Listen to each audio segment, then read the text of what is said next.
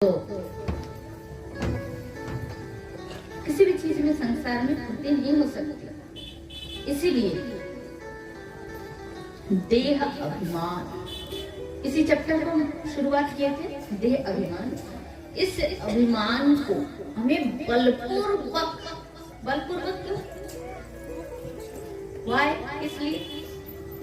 इसीलिए क्योंकि एक कपड़ा डेली पहन रहे और डेली धो रहे, तो एक दिन की मैला दूसरे दिन धो रहे तो वो दाग ज्यादा जमा नहीं पाते हैं।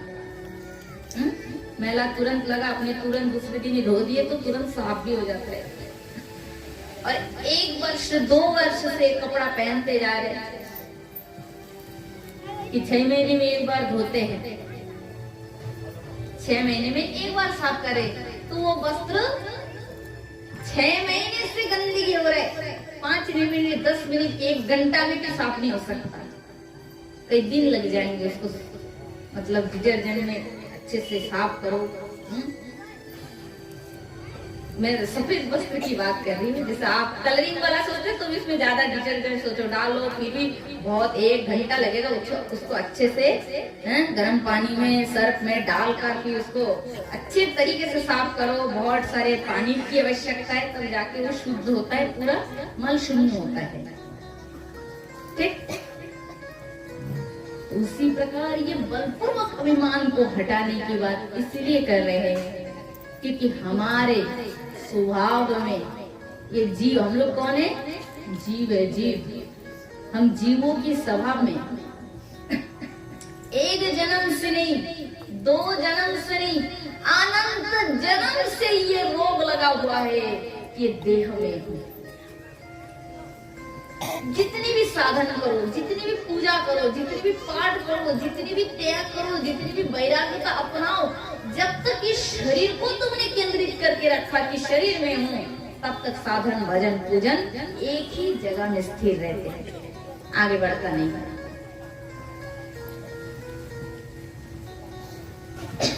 हम तीनों टाइम गोपाल भोग कर रहे, अन्न भोग लगा रहे। कोई कहते हैं मुझसे, कोई कहते महाराज हम तो मतलब शुद्ध शाकाहारी है, माला करते हैं, ये करते हैं, गंगा स्नान करते हैं,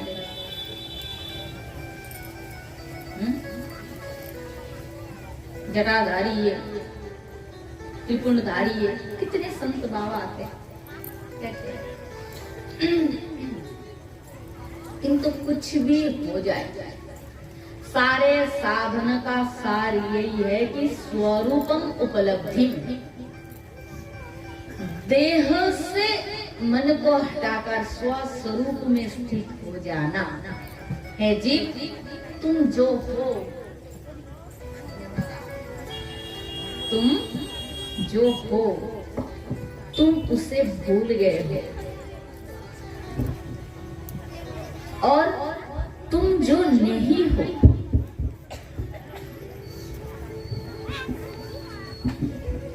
तुम जो नहीं हो, उसे में तुम मैंपन की बुद्धि ला रहे हो।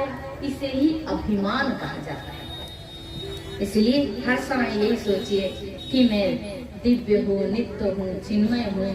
कृष्ण का शरीर जैसे दिव्य है, चिन्मय है, राधा रानी की जैसी है, मैं भी वैसी अप्राकृत हूँ। किसी के पीछे मत भागो, कौन क्या कर रहे, कौन क्या कह रहे हैं। नहीं, मैं बचपन में मतलब स्कूल में पढ़ी थी। मैं भी उड़ीसा में पढ़ाई कंप्लीट की स्कूल का। तो वो कछुआ वाला कहानी आता है खरगोश का। तो कछुआ बेचारा मतलब पार हो जाता है, खरगोश रह जाता है ना। तो तुम दुनिया देखोगे, दुनिया सोचते रहोगे, दुनिया की क्या कह रहे, कौन क्या सोच रहे, तो तुम कभी भी अपने लक्ष्य तक पहुंच नहीं सकते। इसलिए मर्तो मृत्यु, श्रीमद् भागवत के श्लोक, मर्तो मृत्युर्व्यालभित कलयम लोकान सर्वान नैत्य गच्छदम यत् पादम प्राप्यम यदुच्छदे स्वस्थ है स्वते मृत्युर स्मादपे। श्रीमद् भागवत के श्लोक माता देव की स्तुति करते हैं भगवान कृष्ण से, स्तुति करते हैं, भगवान से कहते हैं कि प्रभु इस मृत्युमय संसार में लोग भाग रहे हैं, किस लिए?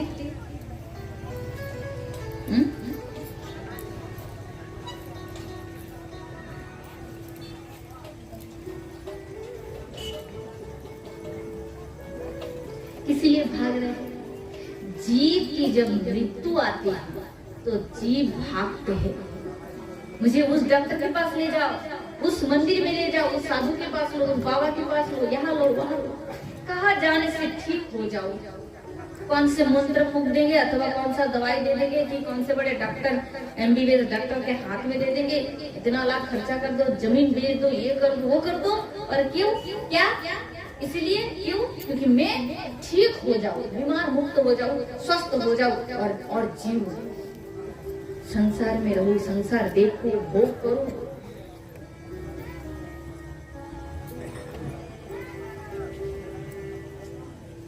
माँ देवकी कहती प्रभु इस मृत्यु के भय से जीव चारों ओर भागता है।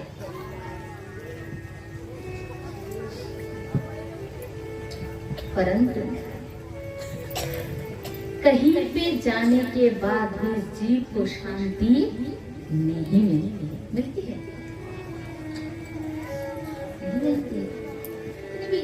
डॉक्टर को पीस के चबा के खा दो तो भी कुछ नहीं होगा जब मृत्यु आती है।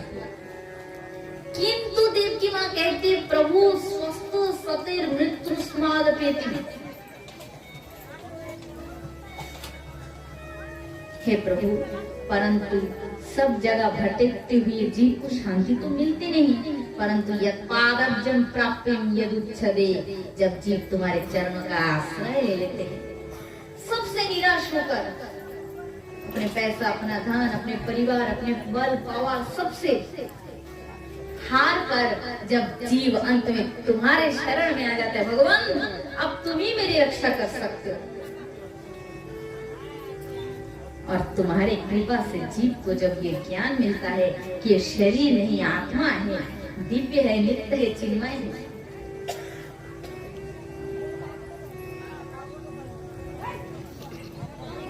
उसे जब ये ज्ञान हो जाता है कि मैं दिव्य नित्य चिन्मय ईश्वर का अंश, जीव ईश्वर अंश, जीव अविनाशी, सत चेतन घन अमल सुख राशि, रामायण।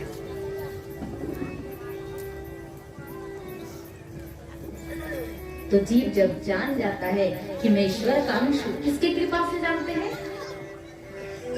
भगवान की कृपा से। और भगवान कब कृपा करते हैं? जब जीव समस्त अभिमान, अहंकार, अपने बल का भरोसा, धन का भरोसा त्याग करके पूर्ण रूप से प्रभु के शरण में आते हैं, तब भगवान ये ज्ञान दान करते हैं। ददामि दिव्य ज्ञानम, करते हैं और जना देते हैं कि तू दिव्य नित्य चिन्मय मेरा अंश है, तू जन्मता भी नहीं, मरता भी नहीं, जन्म मरण केवल प्राकृतिक शरीर का है, और ये शरीर यही से मिलता है, यही रह जाता है।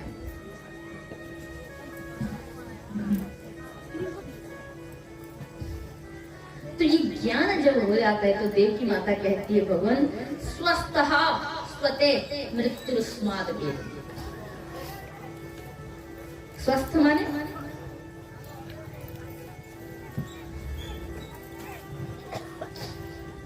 स्वस्थ का मतलब हम लोग क्या समझते हैं? किसी से हम लोग कहते भैया कैसे चल रहा है, तबीयत कैसे है? बढ़िया स्वस्थ है। हम लोग तंदुरुस्ती से समझते हैं कि स्वस्थ, मोटा बढ़िया ताजा शरीर है, ठीक ठाक है, निरोग है, स्वस्थ है, स्वस्थ है। किंतु शास्त्र में इसी को स्वस्थ नहीं कहा है, इसी को स्वस्थ नहीं कहा जाता है।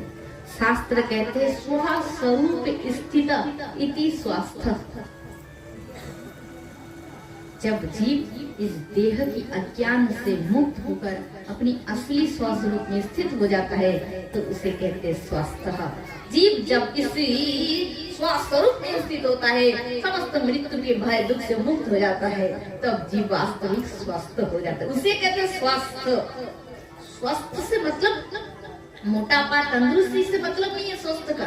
स्वस्थ अर्थात स्वस्वरूप। स्वस्वरूप माने निज स्वरूप। और मेरा स्वरूप कैसा है? मैं दिव्य हूँ, नित्य हूँ, चिन्मय हूँ, अप्रकृत हूँ, दिव्य सुंदरी हूँ। मेरा जन्म भी नहीं, मृत्यु भी नहीं है? न भूख है, न प्यास है, न निद्रा है, न थकान है। अफुरंत आनंद जिसका कोई सीमा नहीं, अनलिमिटेड दिव्य परमानंद में मेरी दिव्य देह डूबी रहती है कृष्ण के संग। वही मैं हूँ और वही आप सब है। उसी को भूलकर ये मिथ्या माया में संसार में आकर शरीर के प्रति आकर्षण हो गया, शरीर को मैं कह रहे। इसलिए माया ने क्या क्या किए? कौन से अज्ञानता जराए? अविद्या, अस्मिता, राग, देश, अभिनिवेश, अहंता, ममता। अविद्या माने माया। क्या करती है विद्या? जो अपने खुद के स्वरूप को भुलाकर जो मैं नहीं हूँ उसके प्रति मैं बन का बोध कराता है। इसे कहते हैं देह अभिनिवेश। इसलिए श्रीमद् भागवत की कथा देखिए, कितने दिन का है? कितना? भागवत कथा 7 दिन। साप्ताहिक कथा है 7 दिन। और देखिए माया हमारे जीवन में कितना गांठ बांधी है? कितना? 7।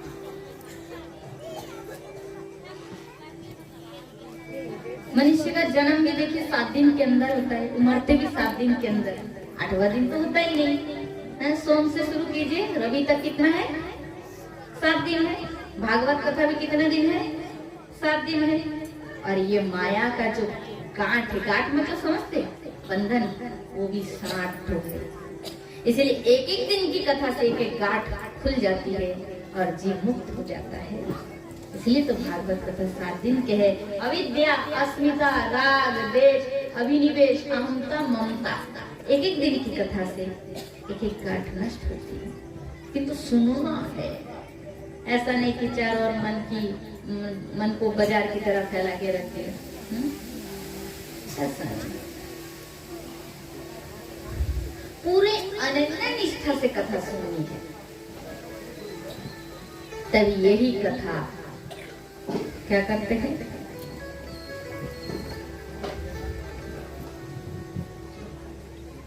यही कथा एक दिन परमात्मा से मिला देते हैं। तो महाराज, इसलिए मैंने शुरुआत में कौन सी चैप्टर आरंभ की थी? अभिमान। अभिमान क्या है? देह अभिमान, नथिंग। धन का अभिमान, पद का अभिमान, रूप का अभिमान, ये नहीं है। प्रथम जड़ है देह अभिमान। ये रहता है तो उसके बाद ये सब अभिमान जन्म लेता है। मूल देह अभिमान है। ये अगर आप साधना के द्वारा नष्ट कर दोगे, इसको नष्ट करने में थोड़ा कठिन होता है, क्योंकि युग युग से हमने इस अभिमान को पकड़ के रखा है।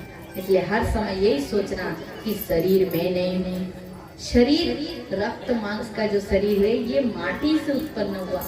माँ के गर्भ में माँ जो खाना खाती थी वही पच के ये शरीर माँ के गर्भ में उत्पन्न हुई और एक दिन जन्म लेकर इसी में ही धीरे धीरे बढ़ते बढ़ते नष्ट हो जाता है।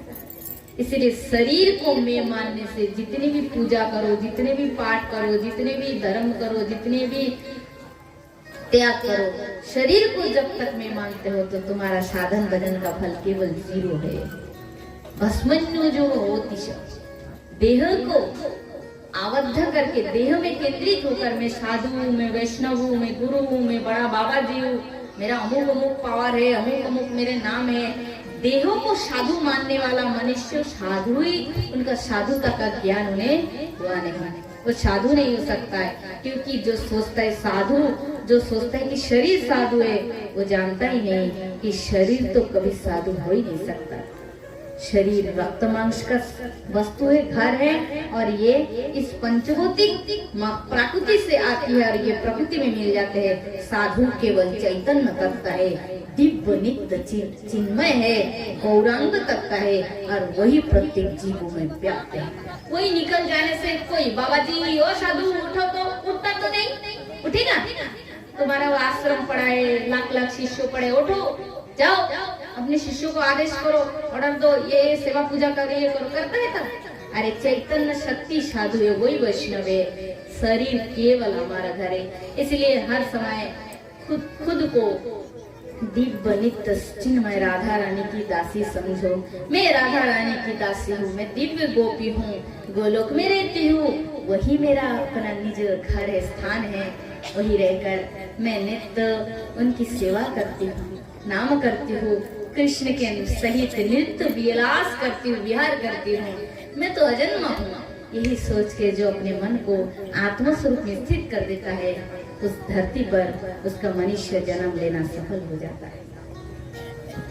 इस आत्मा स्वरूप को लाभ करने के बाद संसार में और कुछ पाने के लिए शेष नहीं रह जाता है।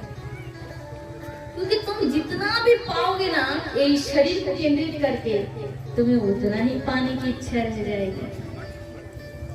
आत्मा में स्थित हो जाओ तो देखोगे तुम परिपूर्ण हो।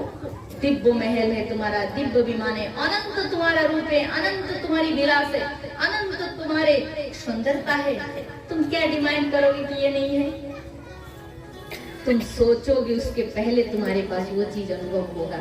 इसलिए आत्म स्वरूप में कभी भी संसारी मनुष्य में, संसारी मन की तरह अभिलाषा, इच्छा, लालसा नहीं होते हैं। अगर अभिलाषा, इच्छा, लालसा अगर आत्म स्वरूप में होगी तो एक ही चीज की होगी, केवल सेवा, केवल सेवा। कृष्ण सुख के लिए, कृष्ण सेवा के लिए मन में इच्छा होगी। यही बस अपना स्वरूप का स्वभाव है।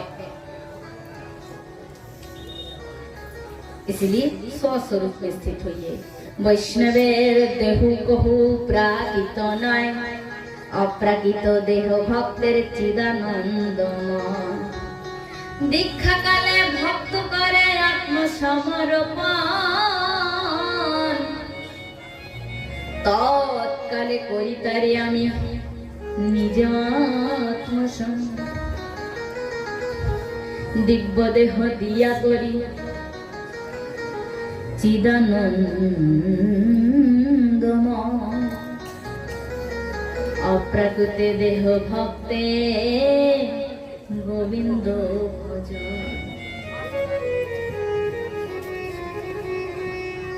तो अप्राकृत देह भक्त का कैसा स्वरूप है? चिन्मय देह।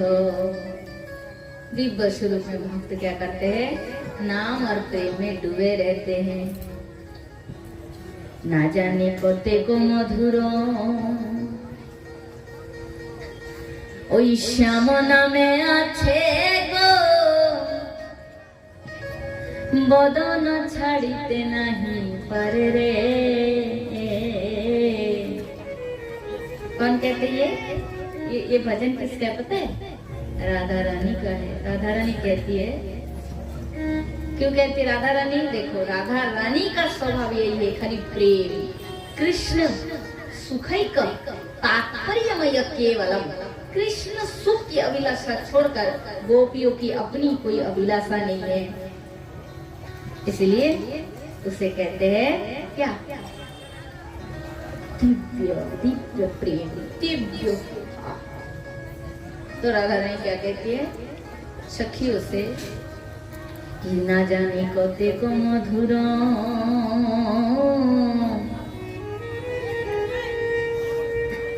ओई श्याम नामे आछे गो,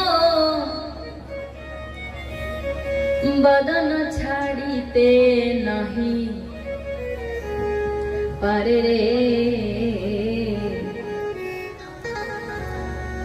और जो पीते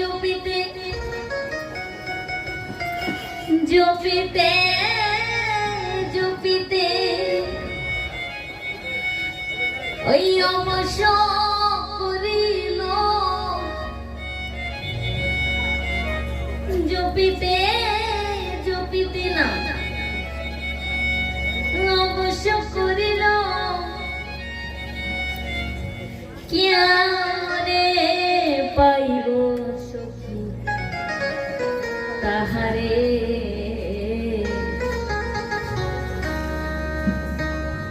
কোথা গেলে পাব গো কোথা গেলে পাব গো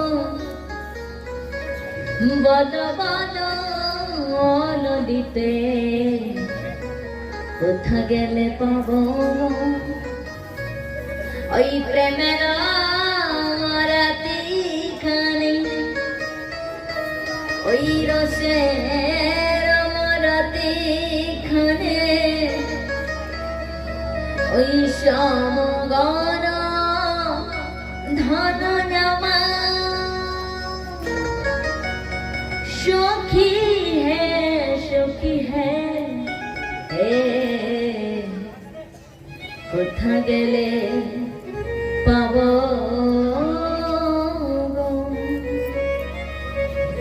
তো না জানি কত মধুর শ্যাম নামে আছে गो बदले छाड़ते नहीं पाए। तो कृष्णा केवल कृष्ण में है, उनकी नाम में है, उनकी रूपों में है?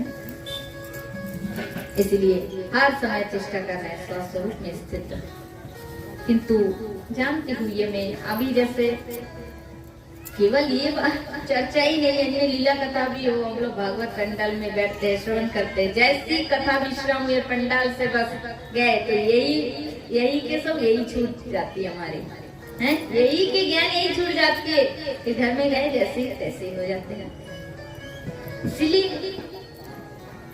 बहुत जन्म जन्म की स्वीकृति का उदय होने से ये भागवत का दिव्य ज्ञान हृदय में धारण किया जा सकता है और फिर उससे भी जन्म जन्म का सौभाग्य का उदय हो जाए तो ये ज्ञान धारण करके कर्मों में उपयोग हो जाता है।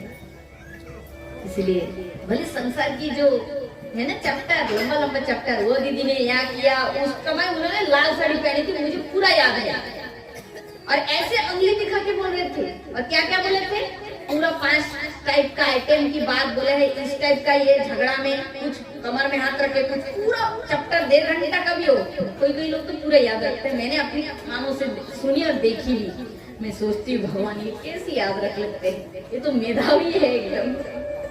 जैसे बड़े बड़े ज्ञानी मेधावी होते हैं ना, भागवत तत्व को एक बार श्रवण करके धारण करते हैं। कुछ लोग संसार में ऐसे होते हैं, मैंने देखी, निंदा स्तुति को इतने सजा के कर देते हैं, किसी की झगड़ा हो वो पूरा याद रख लेगा और सालों साल याद रख के पूरा सुना सकते हैं। देखो कितनी दुर्भाग्यता है, संसार की पर चर्चा पर निंदा हमें पूरा याद रहती है, किंतु भक्ति की चर्चा में आज अगर आपको किसी को खड़े करके सुनो कल क्या चैप्टर था, क्या बताए थे, 2 मिनट का ही बताइए, अगर कोई बोल सके, थोड़ी सी लीला सुना, अगर कोई ठीक से बोल सके, बोल सकते हैं कल कौन सी लीला हुई, क्या हुई, बोल सकते कोई? इतना सहज नहीं है, इतना सहज नहीं है। इसीलिए भागवत श्रवण करने का नियम है, भागवत श्रवण करके मननम, श्रवण मनन निधिध्यासन, इसे कहते हैं भागवत श्रवण करना।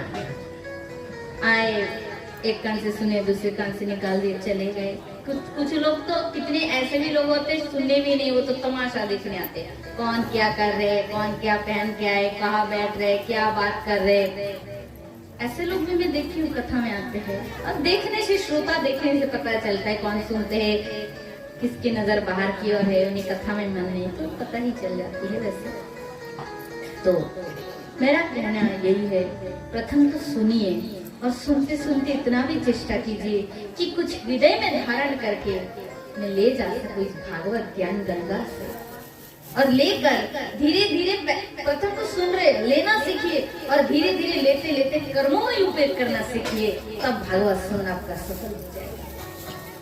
बोलो राधे, जोर से हो जाए।